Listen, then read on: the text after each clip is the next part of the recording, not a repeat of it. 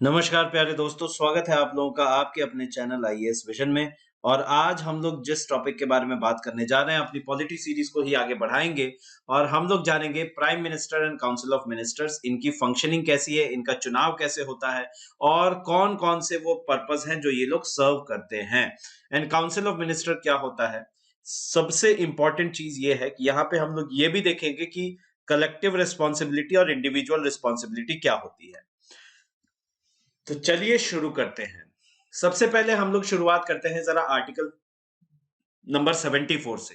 अब ये article number 74 क्या है, अगर आप सोच रहे हैं तो मैं आपको बता दूं कि प्रेसिडेंट, जब हम लोगों ने पढ़ा था प्रेसिडेंट की पावर्स, प्रेसिडेंट के बारे में इनफैक्ट, तो हम लोगों ने आर्टिकल 74 का जिक्र किया था। और यही वो आर्टिकल है जिसको इंदिरा गांधी ने 42nd अमेंडमेंट एक्ट में, कॉन्स्टिट्यूशन अमेंडमेंट एक्ट में चेंज किया था। इसमें चेंज लेके आए थे और वो चेंज था आपका, जिसके तहत ये बाइंडिंग कर दिया गया था प्रेसिडेंट के ऊपर कि उनको जो भी एड एंड एडवाइस दी जा रही है वो माननी ही पड़ेगी।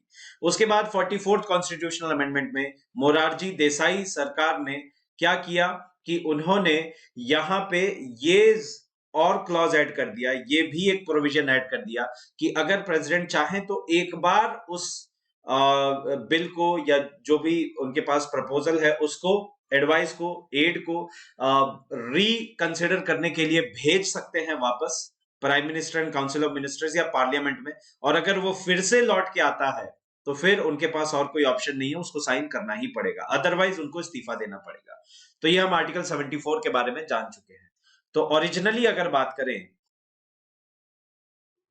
कॉन्स्टिट्यूशन में सिर्फ यहीं तक था ओरिजिनली, इनिशियली, कि there shall be a council of ministers headed by the prime minister to aid and advise the president. तो ये सिर्फ यहीं तक था हमारे संविधान में मूलभूत रूप से। लेकिन 42nd कॉन्स्टिट्यूशनल अमेंडमेंट एक्ट में किया क्या गया कि ये चेंज कर दिया गया और इसमें ये लाइन और ऐड कर दी गई। वो क्या थी? Who shell in the exercise of his functions act in accordance with such advice. यानी कि अब ये प्रेसिडेंट के ऊपर बाइंडिंग हो गया कि उन्हें इस एडवाइस को फॉलो करना पड़ेगा। उसके बाद में 44th कॉन्स्टिट्यूशनल अमेंडमेंट एक्ट के द्वारा इसको ऐड किया गया, जो कि कहता है provided that the president may require the council of ministers to reconsider that advice and the president shall act in accordance with the advice tendered. इसका मतलब है कि एक बार के लिए उस एडवाइस को प्रेसिडेंट कह सकते हैं कि आप इसे रिकंसिडर कीजिए प्लीज, वापस भेज सकते हैं। लेकिन अगर वो ही एडवाइस वापस आती है तो फिर उनको उस पर एक्ट करना ही होगा, उनके पास और कोई ऑप्शन नहीं है। सो यहां पे भी बाइंडिंग कर दिया गया है, राइट। अच्छा, तो अब अगर बात की जाए तो यहां से हमें यह पता चलता है कि डी ज्योर हेड, यानी कि नॉमिनल हेड ऑफ स्टेट या कंट्री, वो कौन है? President, right, president of India. Bharat के राष्ट्रपति जो हैं वो डी ज्योर हेड है। और अगर डी फैक्टो हेड की बात की जाए, मतलब on the basis of facts, तो डी फैक्टो हेड कौन है स्टेट के, मींस कंट्री के, नेशन के? He is the prime minister of India. तो वो भारत के प्रधानमंत्री हैं। तो यही D jure and de facto है और इसका मतलब यही है। अब ये जो कॉन्स्टिट्यूशन है वो क्या करता है, वो एक पार्लियामेंट्री फॉर्म ऑफ गवर्नमेंट के बारे में बात की है, जिसमें डी फैक्टो हेड कौन है? Prime minister, and council of ministers उनके साथ में, है ना।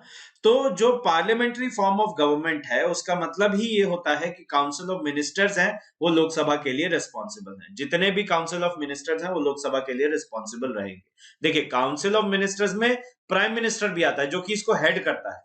So Council of Ministers is responsible for लोक सभा, है ना। ये है पार्लियामेंट्री फॉर्म ऑफ गवर्नमेंट जो यूके से हमने ली है। यही है parliamentary form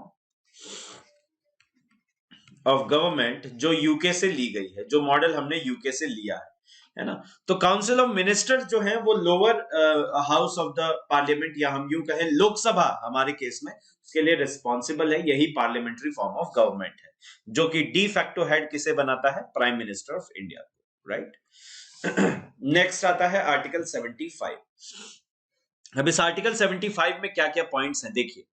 the PM shall be appointed by the president and the other ministers shall be appointed by the president on also on the advice of PM. कहने का मतलब यह है कि अगर आपको काउंसिल ऑफ मिनिस्टर्स सेटअप करना है, अगर एक काउंसिल ऑफ मिनिस्टर्स बनाने हैं, तो उसका सबसे पहला मूलभूत रूप से सबसे प्रथम जो स्टेप है, जो सबसे पहली कंडीशन है कि आप सबसे पहले एक प्राइम मिनिस्टर फाइंड कीजिए।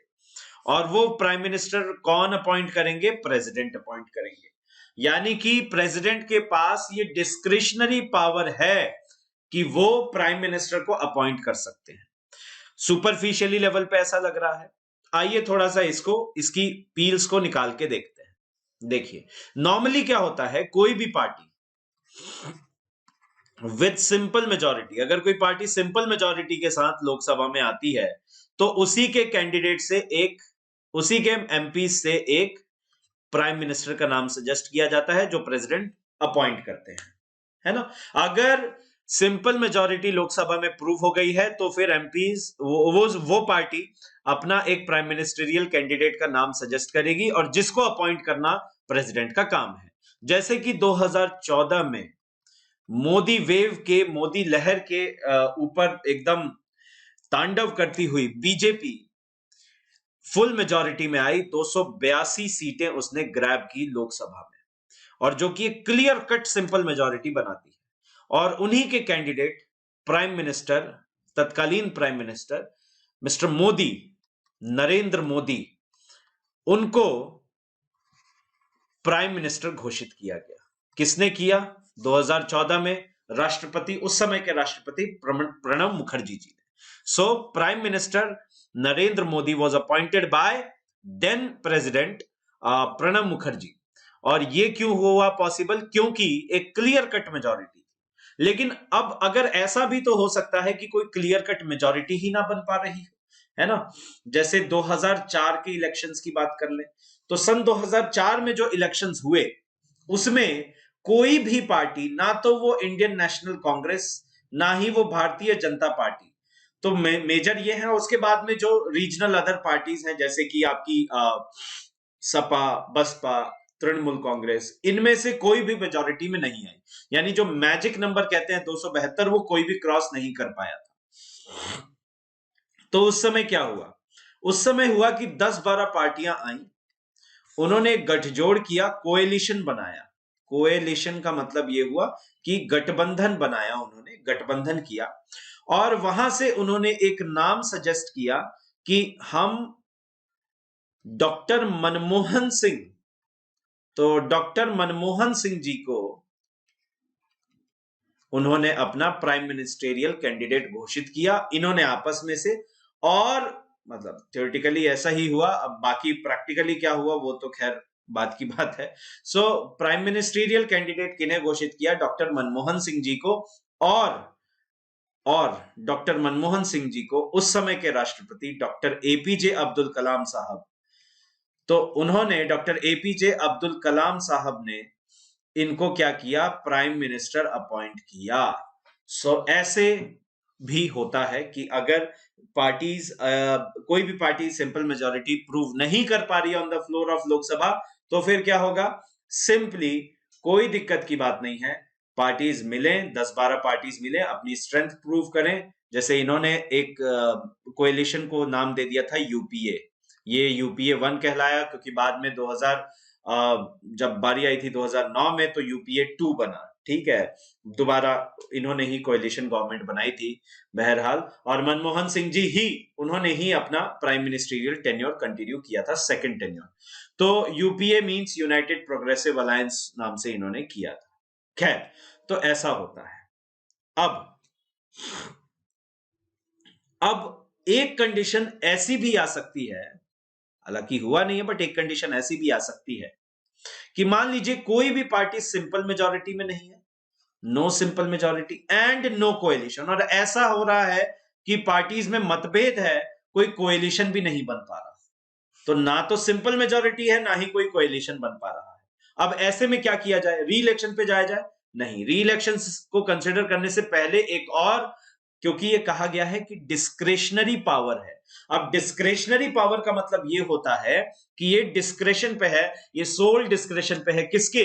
प्रेसिडेंट के। तो प्रेसिडेंट जिसे चाहे अपॉइंट कर सकते हैं, ठीक है, जिसे चाहे अपॉइंट कर सकते हैं। वो मेंबर ऑफ लोकसभा या राज्यसभा किसी को भी अपॉइंट कर सकते हैं और किसी को भी अपॉइंट करके कह सकते हैं कि आप सरकार चलाइए। लेकिन होगा क्या कि जिसको भी इन्होंने अपॉइंट किया है उसको अपनी मेजॉरिटी लोकसभा के फ्लोर पे प्रूव करनी होगी। उसको अपनी मेजॉरिटी, यानी कि वो व्यक्ति जाके पार्टीज को कन्विंस कर सकते हैं कि आप हमारे साथ आइए, कोएलिशन बनाते हैं, गवर्नमेंट चलाएंगे, राइट। अगर कोई भी पार्टीज आगे आके कोएलिशन बना के ऐसा नहीं कर पा रही है तो वो पर्सन कोई भी हो सकता है मेंबर। यानी कि इससे ये भी पता चलता है कि प्राइम मिनिस्टर राज्यसभा से भी सेलेक्ट होते हैं, हो सकते हैं लोकसभा से भी। फॉर एग्जांपल 2014 में पीएम नरेंद्र मोदी जो बने वो वाराणसी यानी बनारस, वहां से लोकसभा इलेक्शंस जीत के आए थे, जबकि प्रधानमंत्री, पूर्व प्रधानमंत्री डॉक्टर मनमोहन सिंह जी, उनको जो अपॉइंट किया गया वो राज्यसभा से थे, तो वो राज्यसभा से थे। तो ऐसा कुछ भी मतलब हार्ड एंड फास्ट रूल नहीं है कि प्राइम मिनिस्ट्रियल कैंडिडेट जो होंगे, जिन्हें प्राइम मिनिस्टर पद को संभालना है, वो सिर्फ लोकसभा से ही होंगे या वो सिर्फ राज्यसभा से ही होंगे। ऐसा कुछ हार्ड एंड फास्ट रूल नहीं है, वो दोनों हाउसेस में से कहीं से भी हो सकते हैं, राइट। तो 3 कंडीशंस हमने एनविसाज की। पहली कंडीशन कौन सी है? जब कोई पार्टी सिंपल मेजॉरिटी में आ जाए। तो सिंपल मेजॉरिटी अगर लेके आती है लोकसभा में तब तो कोई दिक्कत ही नहीं है ना, तब तो बिल्कुल भी दिक्कत नहीं है। आराम से वो पार्टी अपना प्राइम मिनिस्ट्रियल कैंडिडेट सजेस्ट करेगी, जिसे प्रेसिडेंट अपॉइंट करेंगे एज द प्राइम मिनिस्टर, है ना, प्रधानमंत्री के तौर पे उसे अपॉइंट किया जाएगा। उसके बाद में अगर ऐसा नहीं हो पाता है तो फिर कोएलिशन गवर्नमेंट्स बनेंगी, यानी 10-12 पार्टीज आएंगी, अपना प्रूव करेंगी मेजॉरिटी लोकसभा पे मिला के और एक नाम सजेस्ट करेंगी, जैसे मनमोहन सिंह जी के समय पे हमने देखा था। उसके बाद में अगर ये भी नहीं हो पा रहा तो प्रेसिडेंट के पास ये पावर है कि वो किसी एक व्यक्ति को अपॉइंट करें जो मेंबर ऑफ लोकसभा या राज्यसभा हो, उसको अपॉइंट करें और फिर उसको प्रूव करना होगा अपनी मेजॉरिटी, राइट, और वो सरकार चला सकते हैं। उसके अलावा देखिए, ऐसा जरूरी नहीं है कि सिर्फ member of Lok Sabha and Rajya Sabha ही अपॉइंट हो। एक और पावर है कि देखिए एनीवन, जैसे अगर प्रेसिडेंट चाहे तो 2024 में आपको भी अपॉइंट कर सकते हैं एज प्राइम मिनिस्टर, बशर्ते अगर आपको प्राइम मिनिस्टर नॉट, आप अभी मान लीजिए Lok Sabha and not in Lok Sabha and in Rajya Sabha, दोनों में से कहीं पे भी नहीं है, अगर आप ना लोकसभा में है ना ही राज्यसभा में, फिर भी आपको प्राइम मिनिस्टर के लिए अपॉइंट किया जा सकता है, प्रोवाइडेड कि आपके अपॉइंट होने के 6 महीने के भीतर, विद इन 6 मंथ्स, 6 महीने के अंदर अंदर आपको क्या करना पड़ेगा? लोकसभा या राज्यसभा से इलेक्ट होना पड़ेगा। लोकसभा या राज्यसभा से आपको इलेक्ट होना पड़ेगा, राइट। तो ये जरूरी हो जाता है कि कोई भी इंडिविजुअल को इलेक्ट होना पड़ेगा या तो राज्यसभा से या फिर लोकसभा से। अगर नहीं हो पाते तो फिर रिजाइन कर दीजिए, अगर नहीं हो पा रहे तो फिर रिजाइन कर दीजिए, सिंपल। तो इस तरीके से ये एक डिस्क्रेशनरी पावर है। लेकिन बाकी मिनिस्टर्स सिर्फ और सिर्फ किसके एडवाइस पे चलेंगे, किसके एडवाइस पे अपॉइंट होंगे? Advice of prime minister. यानी कि प्रेसिडेंट के पास जो डिस्क्रेशनरी पावर है वो सिर्फ और सिर्फ प्राइम मिनिस्टर को इलेक्ट करने की है, लेकिन बाकी के मिनिस्टर्स, जैसे टेलीकॉम मिनिस्ट्री हुई, एविएशन मिनिस्ट्री हुई, डिफेंस मिनिस्ट्री हुई, इनके हेड्स, इनके मिनिस्टर्स को अपॉइंट करने की जिम्मेदारी भी प्रेसिडेंट की है, लेकिन उसमें एडवाइस लेनी पड़ेगी, यानी जो एडवाइस दी जाएगी प्राइम मिनिस्टर द्वारा वही फॉलो की जानी है प्रेसिडेंट द्वारा। तो ये है बेसिक प्रोसीजर जिसमें आर्टिकल 75 जिन चीजों को मेंशन करता है। होप आपको सारी चीजें समझ में आई। अब कुछ एक इंपॉर्टेंट फीचर्स हैं हमारे इस काउंसिल ऑफ मिनिस्टर्स के, इनको जरा आप ध्यान से समझ लीजिए, आपको बहुत इंटरेस्टिंगली समझ में आ जाएगा। देखिए, पहला है कि जैसे आर्टिकल 74 कहता है, आर्टिकल 74 कहता है कि एड एंड एडवाइस दिया जाना है, aid and advice by council of ministers headed by prime minister to किसको? President, right. लेकिन उसके अलावा ये जो एड एंड एडवाइस है उसका कोई जुडिशियल रिव्यू नहीं है कि आपने ये एडवाइस दी तो क्यों दी। इसको आपको किसी भी लाइक कोर्ट ऑफ लॉ में प्रूव करने की जरूरत नहीं है, राइट। इसमें आपको आपके ऊपर कोई जुडिशियल इंक्वायरी नहीं बैठेगी। फॉर एग्जाम्पल कोई पॉलिसी आ रही है तो बेसिकली उस पॉलिसी के रिगार्डिंग लॉ पास होगा। अब अगर उस पॉलिसी के रिगार्डिंग लॉ पास होगा तो कल को चल के कोई ये पिटिशन नहीं दायर कर सकता कि ऐसी एडवाइस क्यों दिया, है ना। तो इसका कोई जुडिशियल रिव्यू नहीं है ना।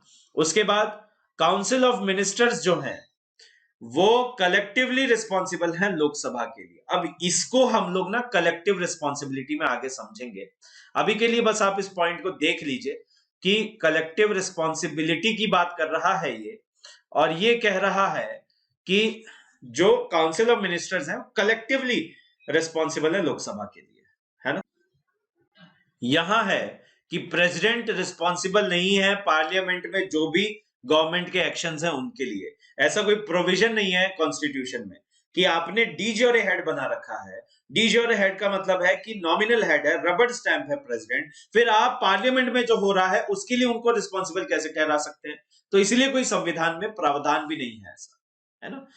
और उसके अलावा अगर यहां पे बात की जाए तो इनिशियली शुरुआत में कोई नंबर, मतलब मिनिस्टर्स के कितने भी नंबर हो सकते थे, इसमें कोई लिमिटेशन नहीं थी। There was no limitation on the number of ministers. Number of ministers कितने भी हो सकते थे, है ना।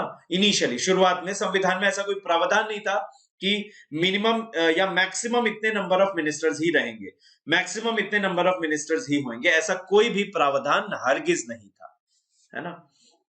लेकिन 91वां यानी कि 91st कॉन्स्टिट्यूशनल अमेंडमेंट एक्ट आया 2003 में under the leadership of Shri Atal Bihari Vajpayee ji, उस समय के प्रधानमंत्री।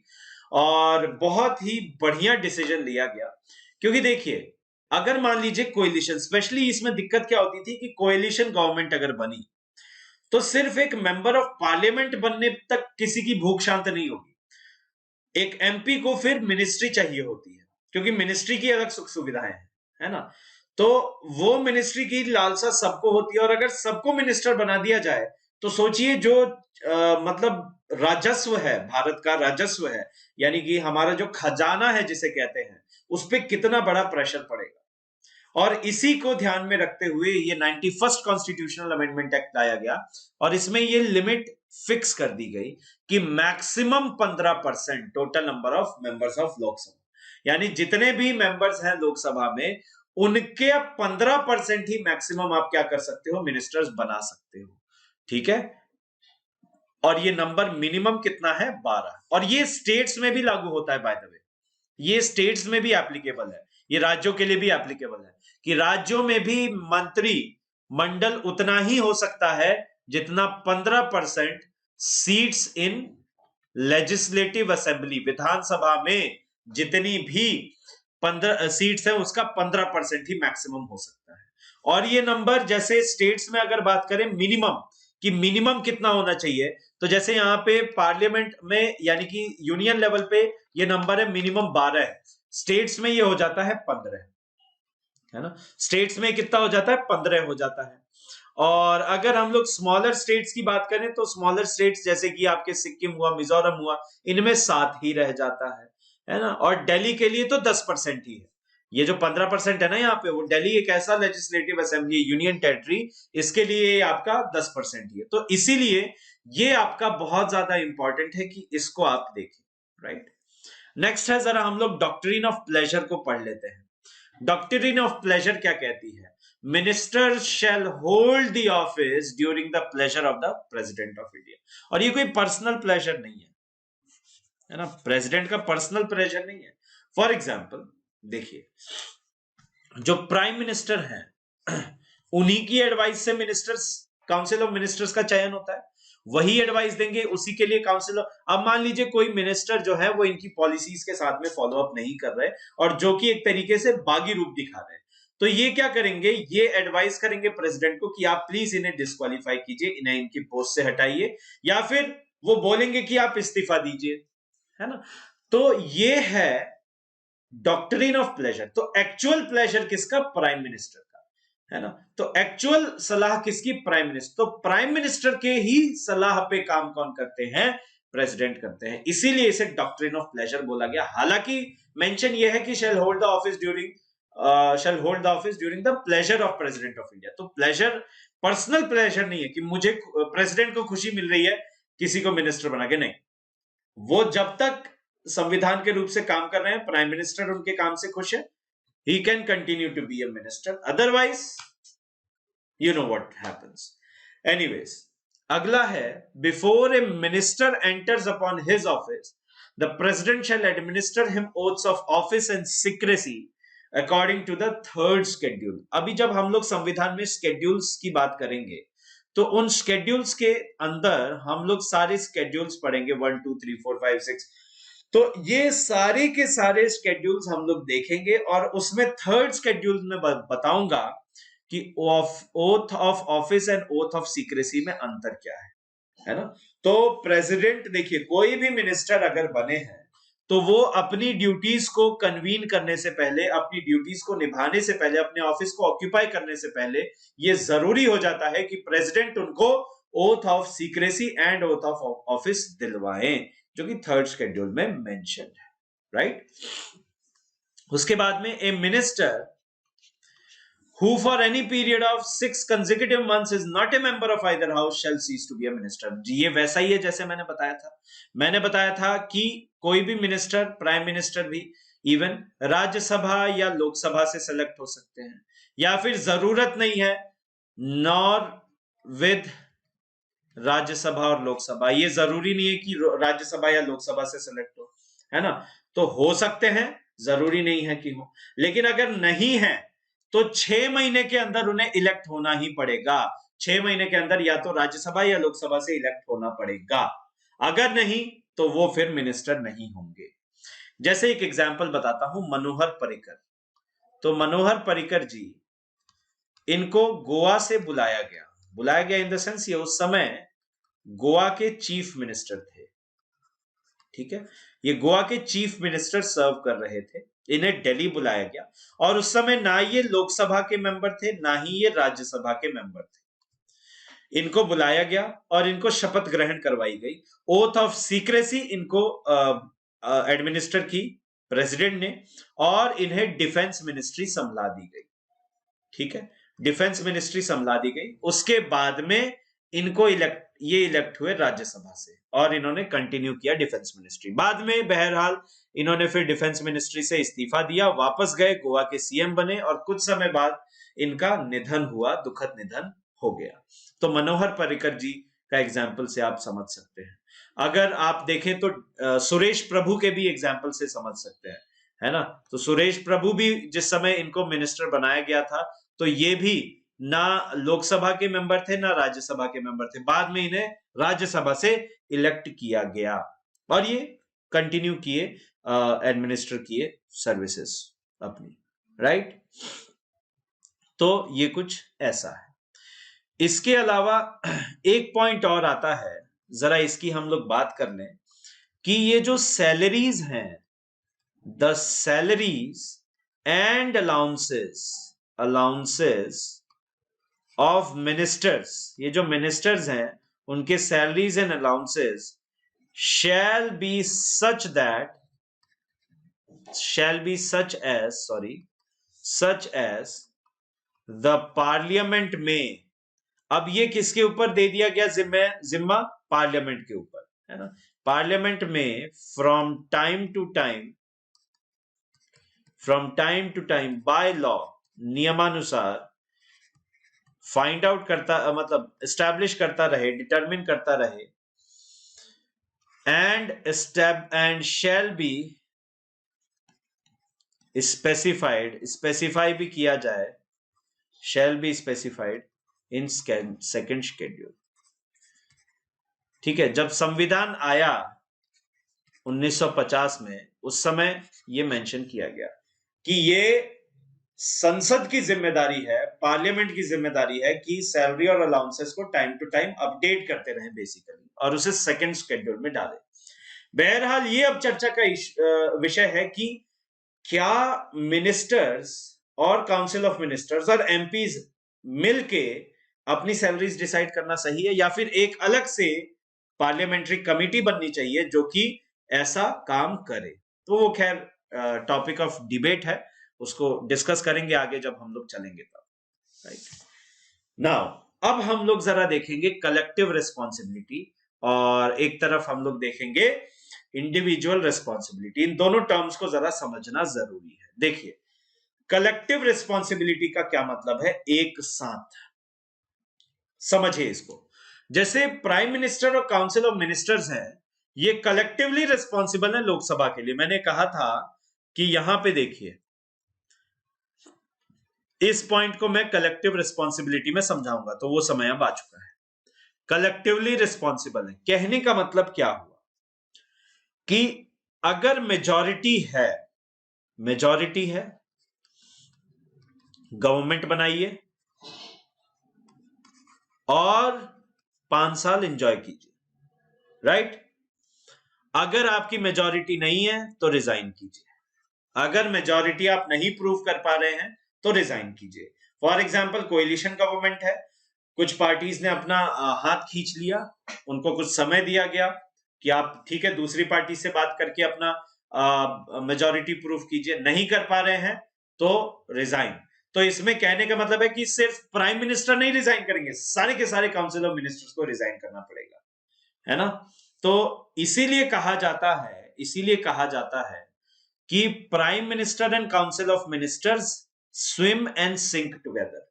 अगर यदि मान लीजिए कि जो प्राइम मिनिस्टर हैं उनकी डेथ हो जाए या वो रिजाइन कर दें, तो फिर अकेले प्राइम मिनिस्टर नहीं अपना रेजिग्नेशन भेजेंगे, उनके रेजिग्नेशन का मतलब है पूरे के पूरे काउंसिल ऑफ मिनिस्टर्स की डेथ। पूरे के पूरे काउंसिल ऑफ मिनिस्टर्स की डेथ मैं इसलिए बोल रहा हूं क्योंकि एक अकेलौते प्राइम मिनिस्टर के रेजिग्नेशन का मतलब है, क्योंकि वो उस काउंसिल ऑफ मिनिस्टर्स के हेड हैं, तो फिर प्राइम मिनिस्टर नहीं रह जाते तो काउंसिल ऑफ मिनिस्टर्स भी नहीं रह जाता, वो पूरा पूरा काउंसिल ऑफ मिनिस्टर का रेजिग्नेशन है। इसीलिए कहा जाता है prime minister and council of ministers swim and sink together, right? उसके बाद है censure of one minister means the censure of entire council of ministers.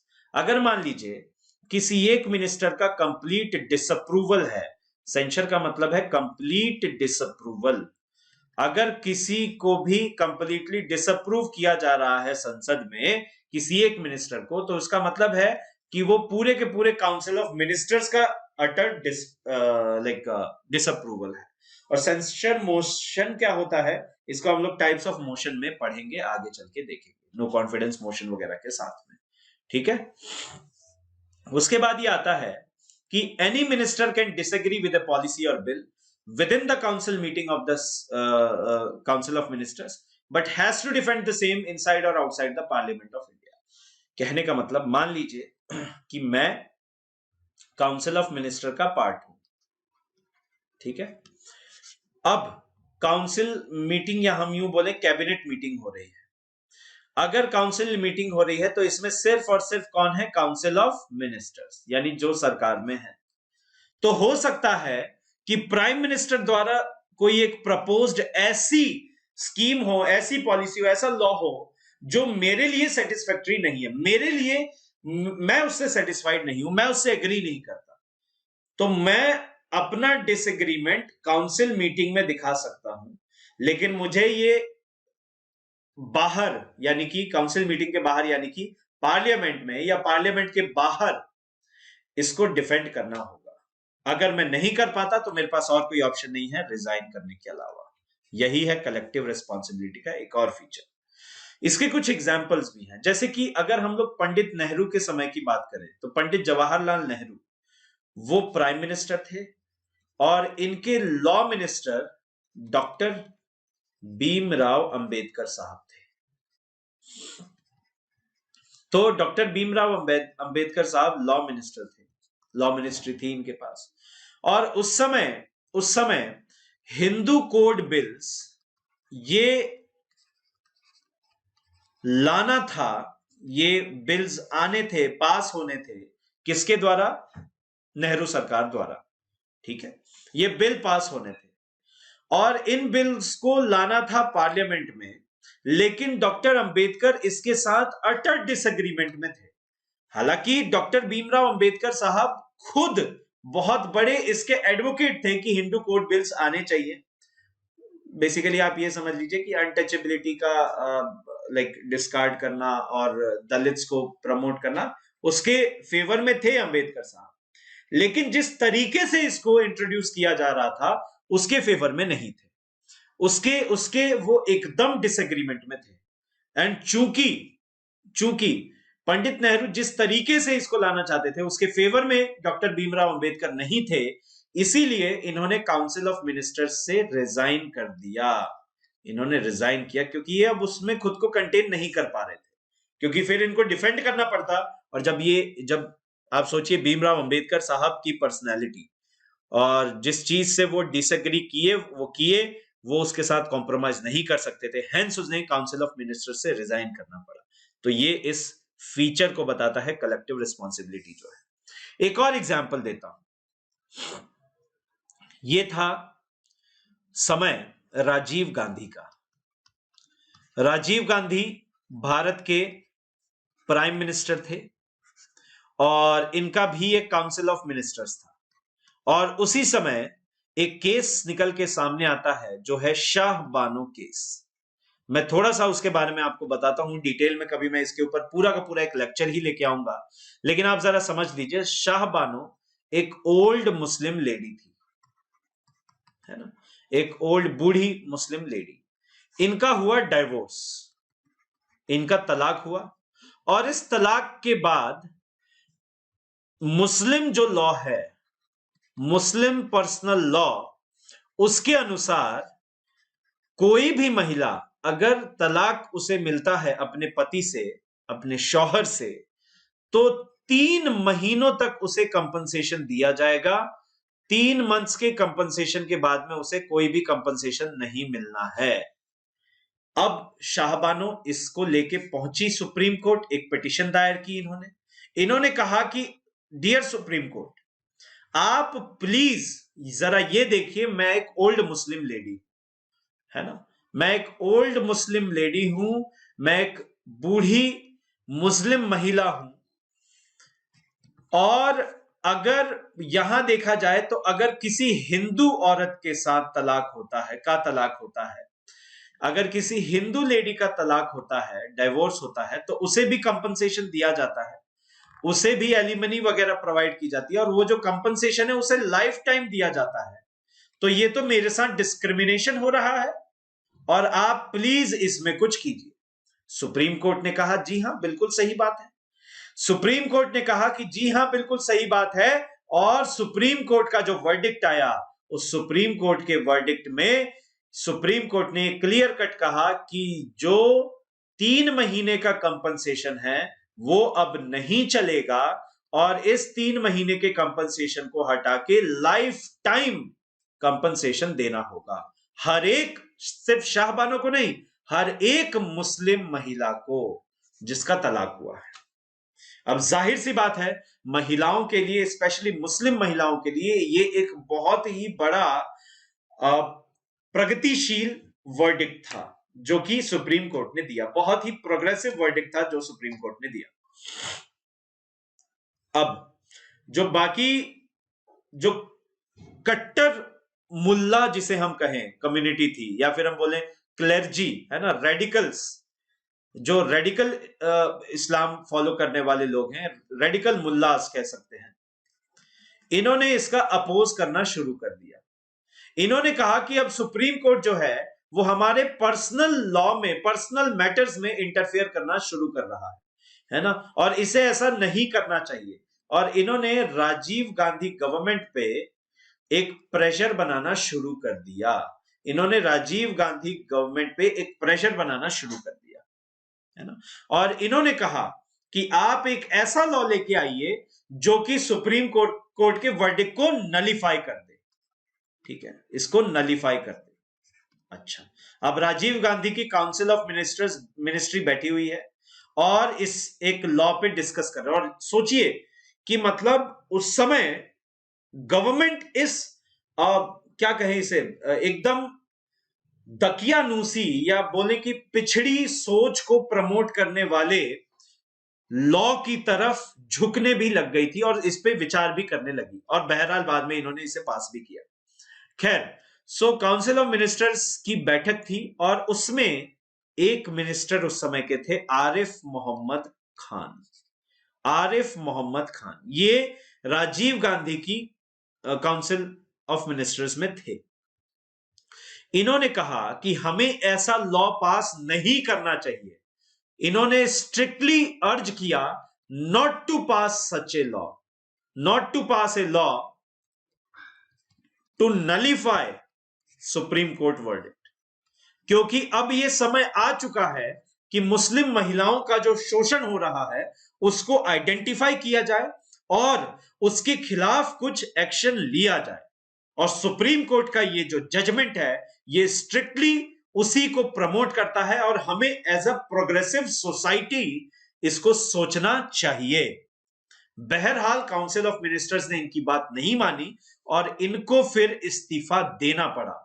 Collective responsibility है ना, इनको फिर इस्तीफा देना पड़ा क्योंकि ये इनके उसूलों के अनुसार नहीं था कि वो ऐसे लॉ को पास कराएं, इसीलिए इन्होंने रिजाइन दे दिया। बहरहाल राजीव गांधी गवर्नमेंट ने मुस्लिम विमेन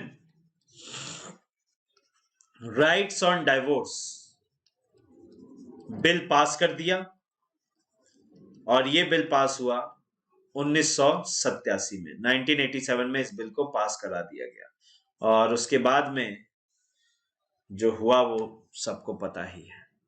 खैर, ये शाहबानो केस था। कभी इस पे मैं डिटेल लेक्चर लेके आऊंगा, आपको बहुत अच्छे से समझाऊंगा और ज्यादा इसके और क्या क्या प्रोविजंस थे, ट्रिपल तलाक से कैसे जुड़ा हुआ था, जो बाकी के भी कंट्रोवर्शियल इश्यूज हैं जैसे कि हलाला होता है, वो भी उस पे भी हम लोग डिस्कशन करेंगे। खैर, अब हमने देखा कलेक्टिव रिस्पॉन्सिबिलिटी, अब बारी है इंडिविजुअल रिस्पॉन्सिबिलिटी। तो अगर हम लोग इंडिविजुअल रिस्पॉन्सिबिलिटी की बात करें तो कलेक्टिवली हम लोग तो ये देख चुके हैं कि जो काउंसिल ऑफ मिनिस्टर्स है हेडेड बाय प्राइम मिनिस्टर, ये लोकसभा में के लिए जिम्मेदार है ना।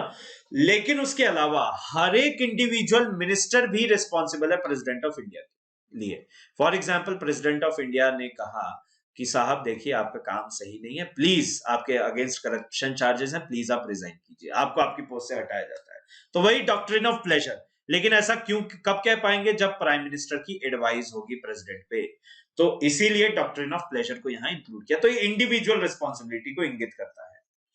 उसके अलावा यदि हम लोग बात करें सेकंड रिस्पॉन्सिबिलिटी, वो आती है कि प्रेसिडेंट किसी भी इंडिविजुअल मिनिस्टर को बुला सकते हैं कि आइए साहब राष्ट्रपति भवन आइए और जरा मुझे बताइए कि आपकी जो मिनिस्ट्री है उसकी प्रोग्रेस रिपोर्ट क्या है। तो ऐसा प्रेसिडेंट कर सकते हैं। तो ये एक इंडिविजुअल रिस्पॉन्सिबिलिटी आ जाती है किसकी, काउंसिल ऑफ मिनिस्टर्स की, है ना। तो president can do such a thing, वो ऐसा कर सकते हैं और ये इंडिविजुअल रिस्पॉन्सिबिलिटी में आएगा। बहरहाल ये लेक्चर बहुत बड़ा हो जाएगा, इसीलिए आज के लिए अभी इतना ही। पार्ट 1 हम यूं कह सकते हैं कि ये पार्ट 1 में आया। नेक्स्ट पार्ट भी हम लोग देखेंगे, बट तब तक के लिए अलविदा। प्लीज वीडियो को लाइक कीजिएगा, अगर पसंद आया हो तो शेयर कीजिएगा दिल खोल के, ताकि सब तक ये बात, ये मुहिम, ये आवाज पहुंच सके। सब शिक्षा पे सबका एक हक हो। और नए हैं तो चैनल को सब्सक्राइब जरूर कीजिएगा, क्योंकि वही एक हमारा इकलौता मोटिवेशन है। चलिए फिर मिलते हैं अगले लेक्चर में, यानी कि कल, सेम टाइम सेम जगह। तब तक के लिए जय हिंद, जय भारत, वंदे मातरम।